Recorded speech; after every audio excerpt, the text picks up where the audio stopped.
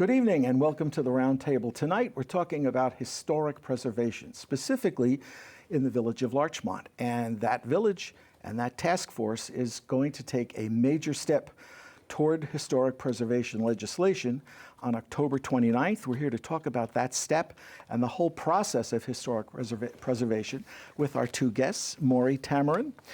You're the chairperson of the Larchmont Historic Preservation Task Force. I am. And Malcolm Frouman, you are a trustee in the village, and you're also a member of that task force as well. Well, welcome to LMC TV and the Local Live. Thank you for having us. Thank you so much. I guess it was 2017, the task force was formed by the village government. Why? Good question. Actually, I'd like to take you back to 2016, when there was a lot of concern in the village about the direction of development. Specifically, some large houses on large pieces of property being torn down and the property being subdivided and several houses going in. And at the same time, some small houses on relatively modest-sized plots of land were being torn down and very large houses were being built. And there was a lot of concern about how the character and a lot of what people valued about the look of Larchmont was being transformed. As a result of that, the Board of Trustees and the mayor decided to look at creating some new zoning laws that would address this concern. And we, over the course of most of 2016, and in fact, I was appointed to the Board of Trustees in April of 2016 and waded into all of this work.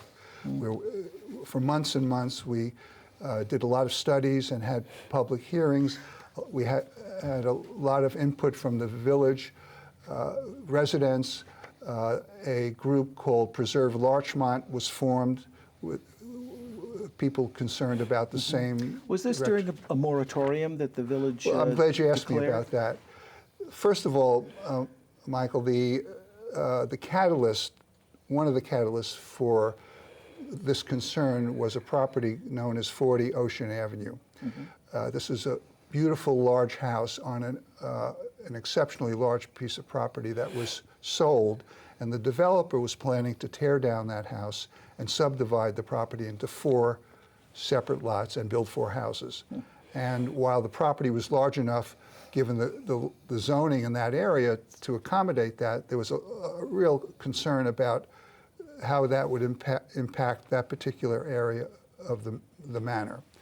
So in the course of 2016, we drafted and ultimately, with a lot of input from the public,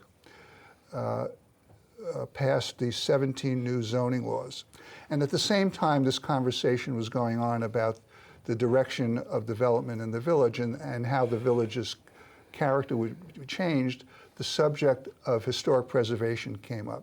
And some people were wondering whether Larchmont, which didn't, unlike a lot of surrounding communities, didn't have any kind of historic preservation legislation, should consider that.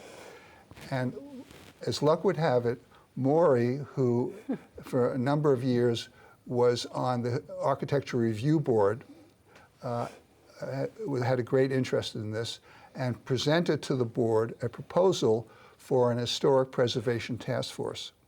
And that was really the genesis of the Board of Trustees' efforts in this area. And after several months of considering the outline that Mauri had given us and doing some research and discussing it with Mauri and with others, we created the Historic Preservation Task Force. And we're sort of where we are now. And Mauri can talk more about what the task force has done up until now and how it's brought us to this point where I assume we'll be talking about the Historic Preservation Survey. We are, and I believe it starts on October 29th. You're having a big meeting, and the community is invited. Correct. And I think we're going to have up on the screen a picture of a little invitation that you've are going to hand out or post around. And let's talk about that, because I know lots has happened, and we're going to talk about that, but let's get right to the October 29th event. I'd like to talk about that. So on October 29th at the Village Center in Larchmont, we are having a kickoff meeting with the community, and the mayor will be there. I'll be making some comments, but the star of the show, as it were, is Neil Larson, who is the president of Larson Fisher Associates. They are architectural historians and preservation planners, and they are going to start conducting what is known as a historic resources survey, which will look at every single property before 1960 and really categorize and create an inventory so we really know what we're working with here. Now the Larchmont Historical Society, which has been in operation for decades, has done a tremendous job, and as you know, the archive is just down the hall here. From our studio, and, yes. it's really a terrific resource, but there's never actually been a professional, thorough inventory of what we have here. They will be making wonderful use of that resource. And the idea is that once we have this tremendous document, and Neil and his teammates have done hundreds of these, literally, in Westchester, all around the state, and in other states as well, we will have a document that will help the village into the future so that the idea is historic preservation for Larchmont's future. How do we deal with the development pressures that Larchmont is feeling, and actually municipalities all over the state, and especially Lower Westchester? How do we go forward with the demands for development while still recognizing, appreciating, and preserving the fabric of our communities? And I think that's really at the heart of this effort. So we're really excited. We hope everybody will come. I hope you'll come to really engage with Neil, who will be telling us about the process, and to ask questions, and to really join in something that marks a significant win, I think, for the village. We were lucky, and we're very happy to have received a prestigious grant from the Preservation League of New York State to help fund this survey. The task force submitted an application, and after much review, I was told it was a unanimous vote in our favor. So we're very, very happy to have been able to win that grant. We're going to get into the nuts and bolts of the survey. We're going to take a little break, and when we come back, frequently asked questions that have come up from other communities and this community, and we'll have some answers for you. Stay tuned.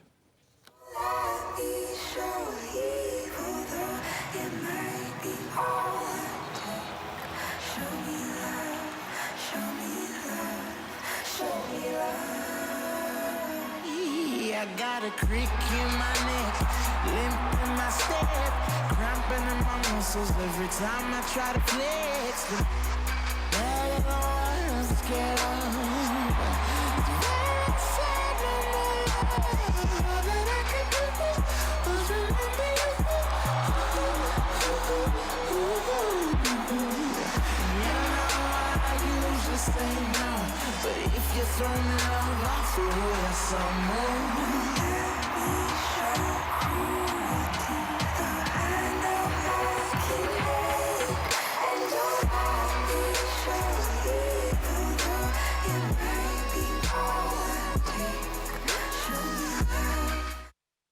Welcome back to the Roundtable. Our guests are Mauri Tamarin, who's the chair of the Larchmont Historic Preservation Task Force, and Larchmont Village Trustee Malcolm Frouman, who's a member of that task force.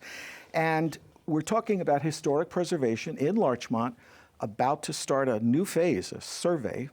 And let me ask you, Mauri, exactly what is historic preservation? What does that mean? Well, I think historic preservation is one term. That's the term we tend to use in the United States. In the UK, for example, they use the term heritage conservation.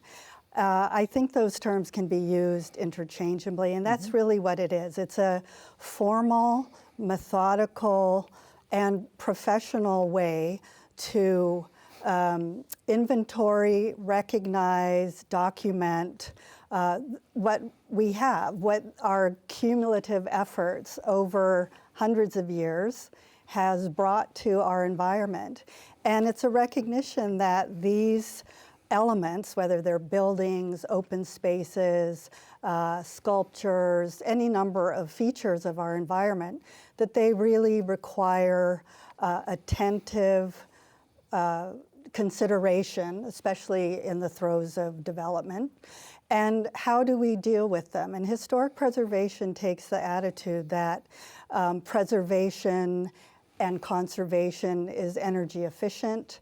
It helps create a continuity of our urban or neighborhood fabric, and it allows people to really have a sustained attachment to their built environment. But it doesn't put a stop to development. No, it does not put a stop.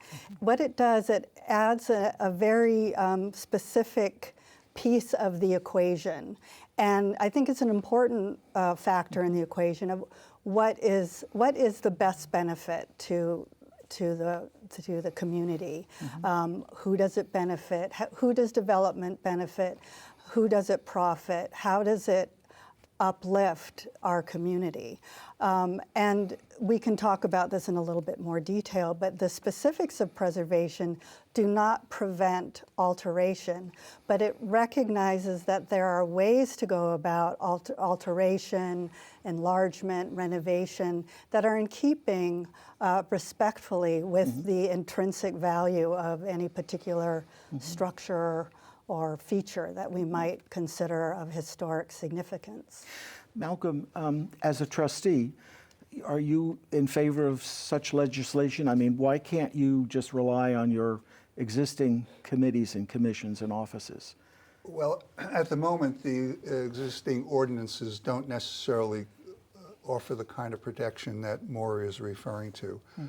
We have different boards, whether it's the Architecture Review Board or the Planning Board or the Zoning Board of Appeals, all have roles that help to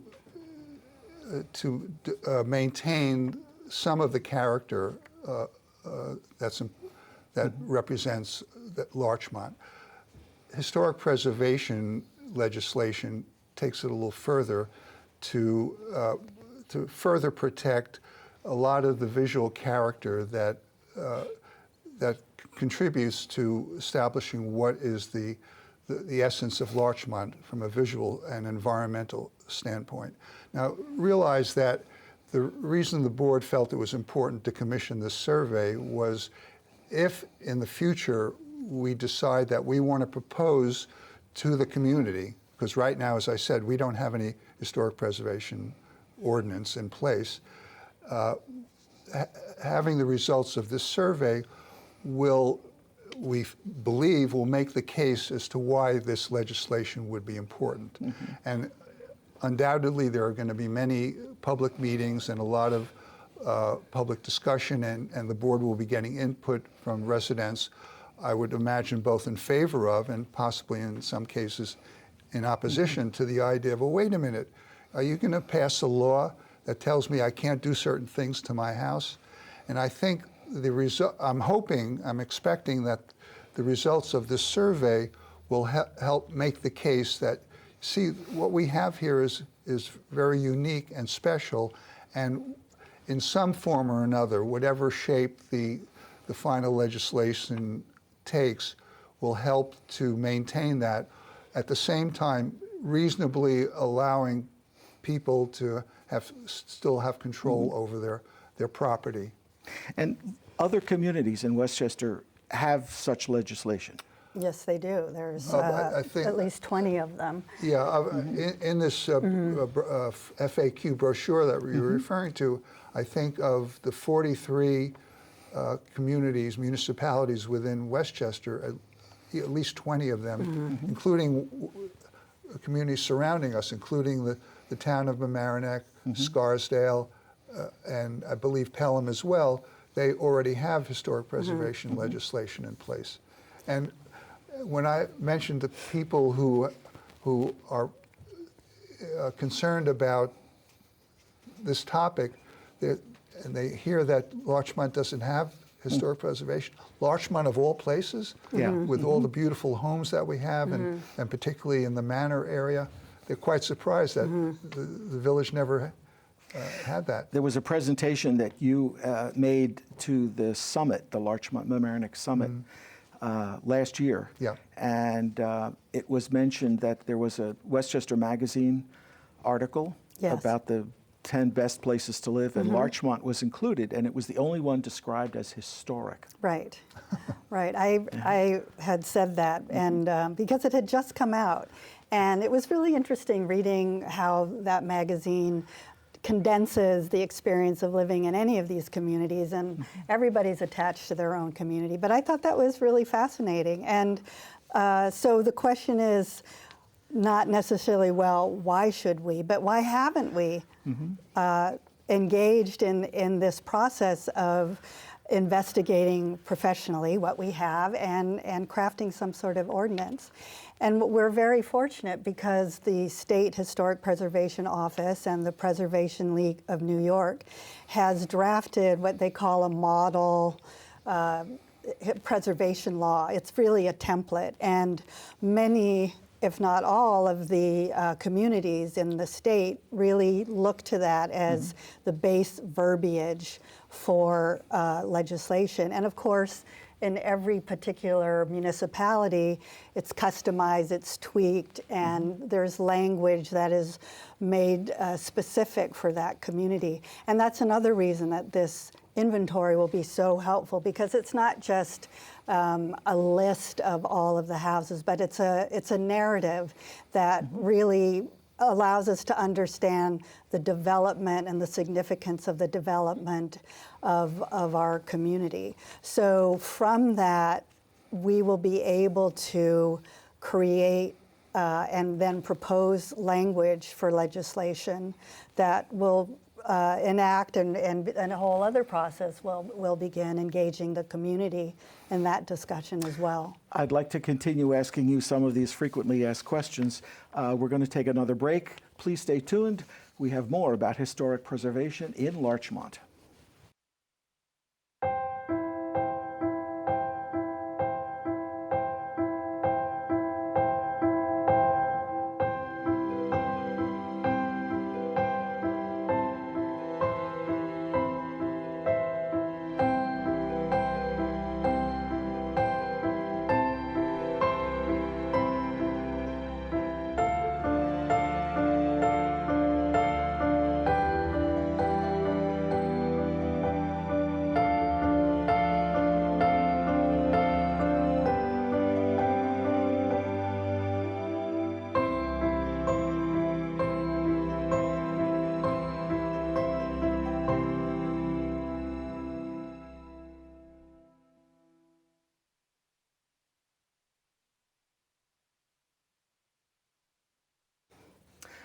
I'm going to continue my conversation with Mauri Tamarin and Malcolm Frouman about historic preservation in Larchmont. Mauri, you are an architect. Yes.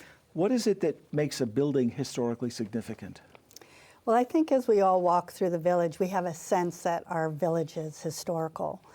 But there are also very cut and dried, proscribed criteria that is set forth by the Secretary of the Interior. So for instance, a house might be, let's talk about a house might be considered historic depending on its age, depending on the architectural style it represents, an affiliation with a particular architect or designer, an affiliation with a particularly important historical figure or an event, and how it fits into the development of a community. So those are some of the basic criterion upon which people make these decisions. And Neil Larson will be making that determination as he surveys. I want to refer again to the brochure that is on the village website. Yes. It's this brochure, but we can't show it much closer on the camera. But people can see this brochure on the village website with all these questions and answers. And can they also pick up a copy at Village Hall? Oh, absolutely, yeah. Okay. And not only will they find the brochure on the village website, but they will find a number of documents representing the work of the Historic Preservation Task Force. We spent the first year in its existence, starting in 2017, doing a lot of research and interviewing people from other communities and talking to other experts in the field, which resulted in after a year's work, an annual report. That annual report is on the village website.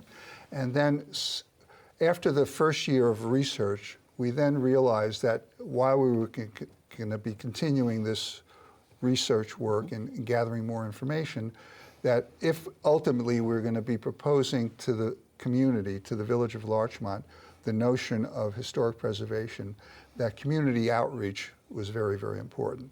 And we started having different events in that regard, having a presence at the farmers market, at other community events. Larchmont Day, the At summit that you Larchmont Day, attended. Yes, Yeah. and as a matter of fact, the video recording of that entire summit presentation, which has got all the information Yes. that people need up to this point, is on The that link to that is on the video is website. there. Yeah. Yeah. And this event that's coming up on the 29th, which is to introduce the whole notion of the survey and to hear from Neil Larson, is part of that outreach. That for a lot of residents in the community, they may not be familiar with the whole concept of historic preservation and ultimately what it might mean to them and to the community as a whole. So that's why this event on the 29th at the Village Center is so important. What time will it be? 7:30.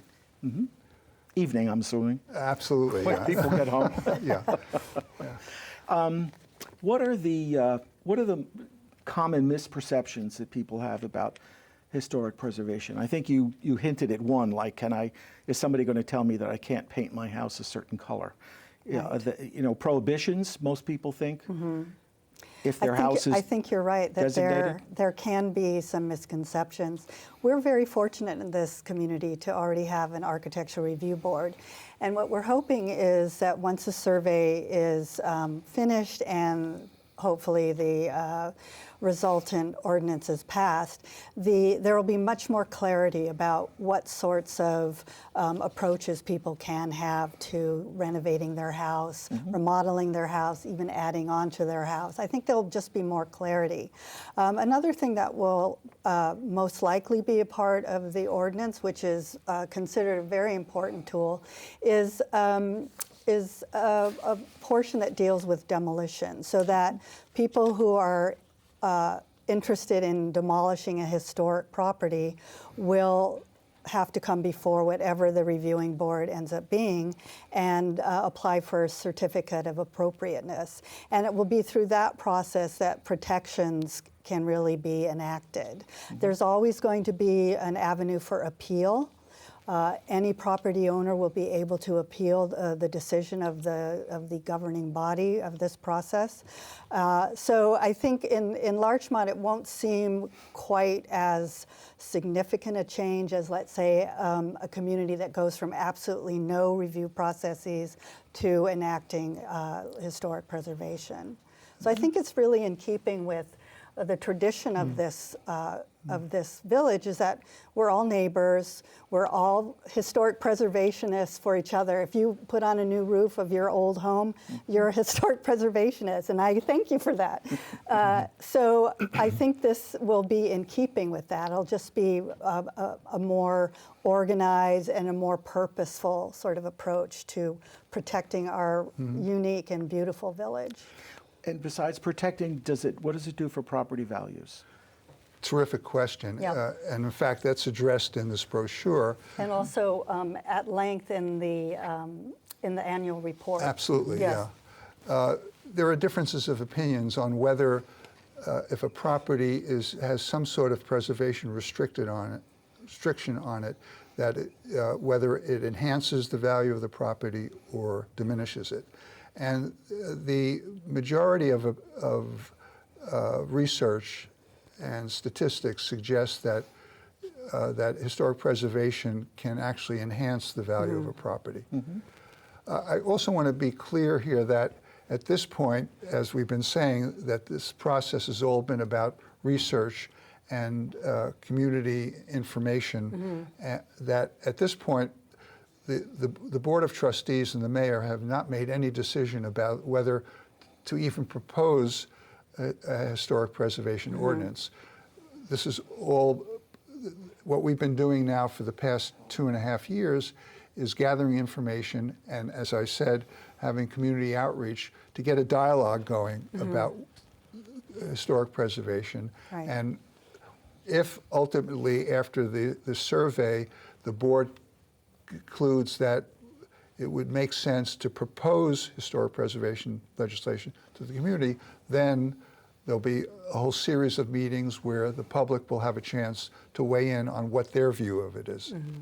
Thank you for clarifying that. Just one more moment. The survey will take probably a year, and then there'll be another period of ordinance writing, and then this process.